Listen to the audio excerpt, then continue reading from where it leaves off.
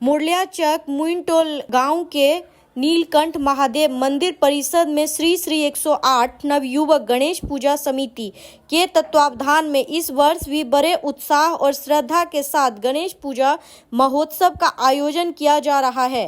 पूजा की शुरुआत 25 अगस्त 2025 सोमवार को कलश यात्रा से हुई, जो सुबह 9 बजे से पूरे गांव में भव्य शोभा यात्रा के रूप में निकाली गई।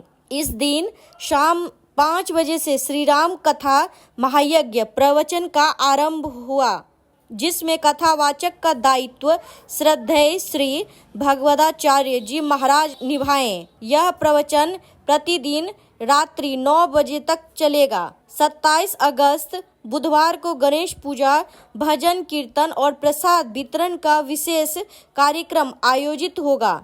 2 व 3 सितंबर को नवदिवसीय संगीतमय श्री राम कथा महायज्ञ का समापन एवं विशाल हवन यज्ञ होगा। 4 सितंबर गुरुवार को गणेश पूजा विसर्जन शोभा यात्रा के साथ इस धार्मिक अनुष्ठान का समापन किया जाएगा। पूरे आयोजन में पंडित रंजीत शास्त्री फूले द्वारा विधि विधान से पूजा अर्चना करवाई जाएगी। ग्रामवासियों ने बताया कि इस तरह का सामूहिक आयोजन गांव में सामाजिक एकता, भक्ति भावना और सांस्कृतिक परंपरा को जीवंत बनाए रखता है।